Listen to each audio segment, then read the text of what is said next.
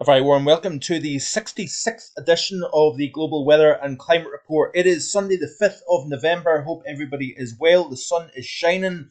It was a foggy day yesterday. In fact, it was the coolest maximum temperature here at Marfogan Weather HQ since all the way back to the 14th of March, believe it or not, with a high of 6.8 Celsius. Those foggy skies kept the temperatures rather chilly throughout the course of the day. But temperatures are already warmer than they were any time yesterday, thanks to that sunshine.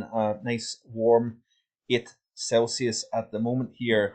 But anyway, let's have a look at the sea surface temperature comparisons between. Actually, I've looked at 1982 because that was also an El Nino year, and of course we had a very strong El Nino at this point in time. You notice here it was quite east based, according to this reanalysis here of weatherbell.com. But notice one very standout thing.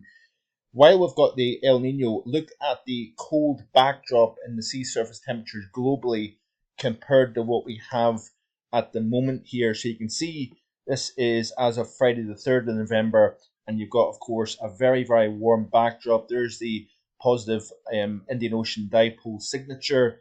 Any kind of cool waters that we've got at the moment here across the central North Atlantic. Bit of a tripole showing up here, if you notice, between the warm, cold, and then, of course, warm just to the east of Japan, where I should be heading hopefully tomorrow. It looks as if we've got slightly cooler than average waters here, but very warm waters to the north of that. We've kind of lost that negative PDO signal, of course. Be sure to check out the update number 3 of the Winter Thoughts 2023-24. That is the final update before the official winter forecast will be released by the end of this upcoming month here.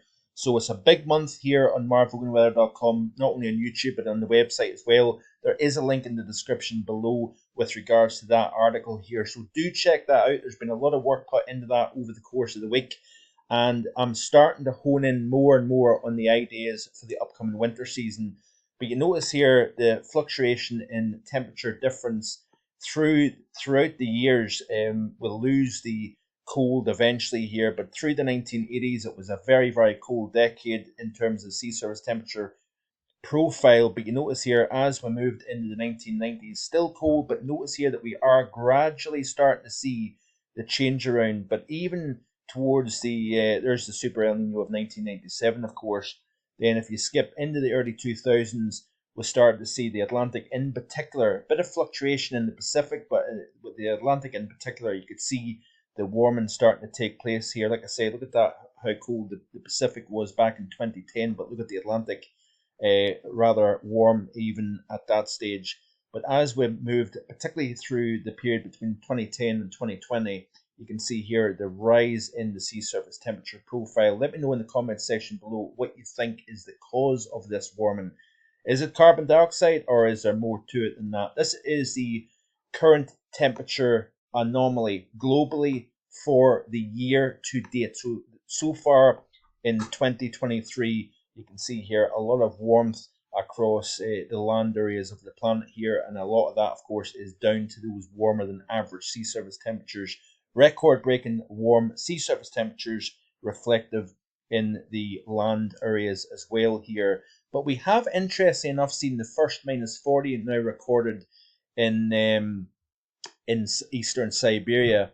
So if you notice here, so like I said before, go into that article on marvoganweather.com for the latest winter update here. By the way, this was a tweet here shared by Extreme Temperatures Around the World, showing the statistics for the UK for October 2023, 1 Celsius above average, and of course it was one of the wettest Octobers on record. And this here is a screenshot of my October outlook, so a pretty decent forecast if I'm being honest. Warmer than average and wetter than average was the call on marvoganweather.com. So a reasonably successful October outlook.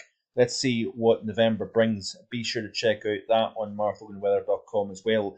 So let's have a look and see what the current month is with regards to the temperature anomalies globally here, and we can see what it's showing here. So this is, of course, through the first 5 days of November, and you can see here a very cold eastern United States at the moment. We had, of course, a record-breaking cold start to the month of November. That, of course, in turn jacked up the jet stream to 200 miles an hour across the Atlantic, with a blocking area of high pressure up towards Greenland. That had a further south displaced storm track, and these areas of low pressure frequently coming up from the southwest. In fact, this is the remnants of Storm Kieran here. You can't really make it out in the chart here, but it's positioned just to the northwest of the British Isles. We had another system move across France, bringing winds in excess of 94 miles per hour, by the way, down towards the coastal areas west of Bordeaux. So, core of strongest winds further south, thankfully, compared to the northwest corner that was rattled by Storm Kieran, of course, back at the end of last week here. If we play through this loop, I've kind of jumped back and forward. Sorry about that. What's interesting about this is, notice here we've got quite a elongated, stretched out area of low pressure. Pressure was quite low, by the way, down into the low 960s millibars, but because the system was elongated, stretched out, we didn't have the same kind of strong winds that you would typically associate with pressure into the low 960s and millibars. So quite an unusual situation where you've got a very deep center of low pressure, but very little in the way of strong winds. You don't often see that, but it just shows you nothing is made equal when it comes to the atmosphere and meteorology. But what I want to play through here is, this is quite an interesting situation with that block over to the north and northeast of the British Isles and Ireland. You notice here these areas of low pressure. So that was the remnants of Kieran. That was the other system that followed Kieran. Notice here that it's centered just to the west of Denmark here, but notice that they kind of dumbbell around. They don't clear out of the way, and it's because of that resistant high pressure to the north. But watch this. So look at how Kieran then returns back out of the northwest across the British Isles here as a very slack area of low pressure, but nonetheless it's went, entered the southwest corner of the UK, crossed over East Anglia, bringing, of course, the damaging winds 128 mile an hour in northwestern France. We had, of course, the tornado, devastating impacts in the Channel Islands, of course. That system then moved into the North Atlantic, or North Sea, sorry, and then moved northwards, and now is coming back around the corner of the GFS model, as you can see here, into the early and middle portion of the week before the system eventually clears out of the way altogether. Then we've got another frontal system that moves in towards the middle portion of this week. It contains some polar maritime air dragging off Greenland across the Atlantic. Of course, it loses a lot of that chill as it crosses the warmer than average North Atlantic waters, of course. But nonetheless, we will have chillier air following the back of that cold front, increasing the chance of snow at high elevations across Scotland, of course. Nothing out of the ordinary. You would expect to see that, in fact, at this time of the year, of course. And then as we play through, you can see here that that area of low pressure remains dominant through the course of the upcoming work week, and then eventually you've got more systems moving in. But notice the one key difference here is these areas of low pressure are further north and west compared to what we've seen, that storm track coming in from a southwesterly direction. We're getting it more towards the north and northwest here. So you notice here that the pressure field starts to increase in terms of strength as we move towards the middle portion of the month. Anyway, back to the case in point. This is the temperatures globally, of course. There's that colder than average across central eastern Russia.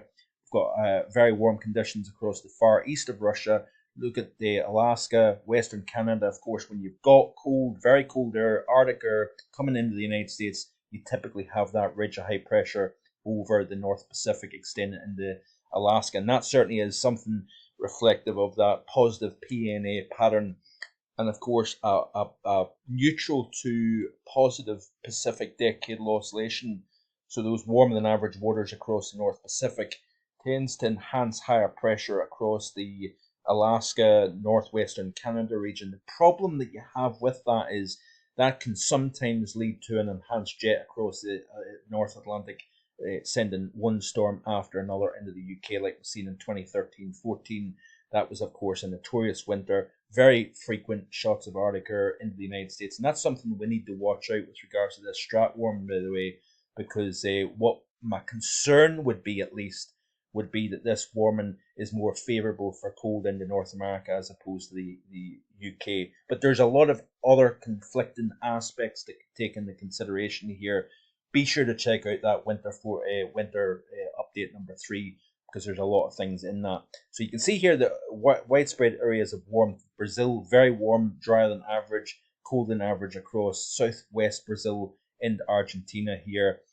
We have got a warmer than average north and west Australia, cold than average conditions for the first 5 days across southern parts and the coastal areas of Queensland and into New South Wales.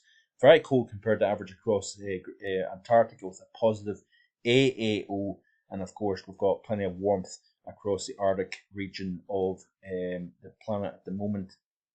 This was the month of October, probably one of the warmest on record, if not the warmest on record. Notice the strong warmth associated with block and high pressure across the far north of Canada, Greenland, of course, much of Russia. Standout cold and average was across Scandinavia, including Finland, parts of Central Australia, parts of Africa, and that southwest corner of China has been notoriously cool this past, well, much of the year in fact, and parts of northern India where we've seen wet than average conditions, but overall very, very warm compared to average here. So let's have another quick scan through at some of the things that have been going on in the world of Twitter.